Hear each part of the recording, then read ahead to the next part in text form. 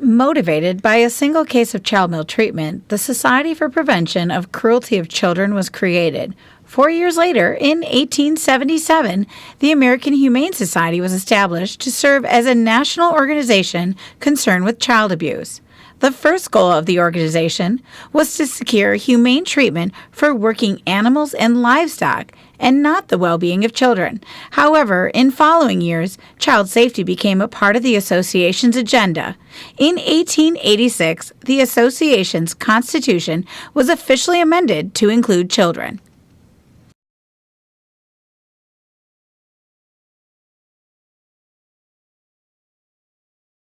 By the 1930s, the government began to recognize its role in helping families. The Social Security Act of 1935 established Title V grants for states with maternal and child welfare. These grants included allocations to mothers who lived in areas suffering from severe economic distress. Remember, this was only 6 years after the start of the Great Depression. Another allocation was for services for crippled children, vocational rehabilitation, and a limited amount for processing the grants. The last allocation was for child welfare services for the protection and care of homeless, dependent, and neglected children, and children in danger of becoming delinquent.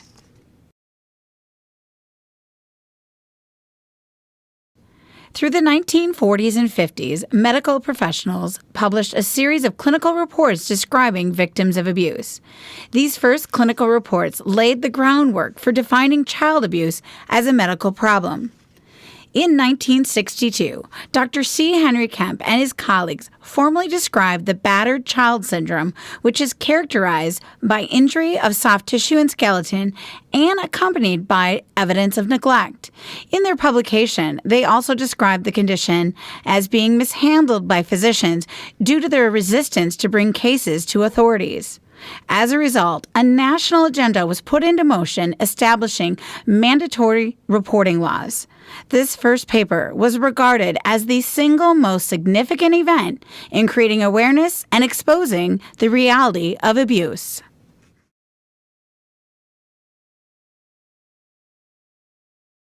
In 1963, the Children's Bureau of the National Center of Child Abuse and Neglect drafted the first model reporting statute.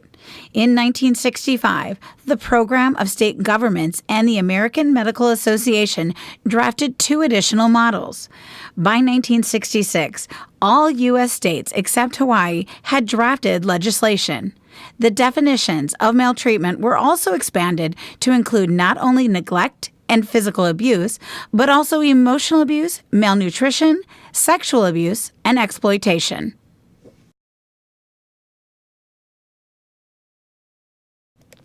The Child Abuse and Prevention Treatment Act of 1974 defined child abuse and neglect and set a minimum standard for state-mandated reporting laws.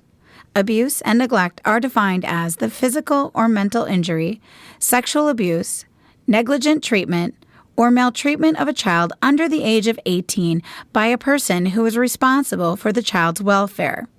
In order to qualify for federal child protection funding, states were required to adopt similar definitions of child abuse.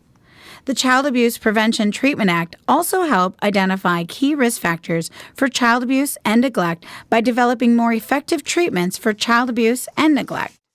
This act also required child abuse crime information to be reported in a national index system.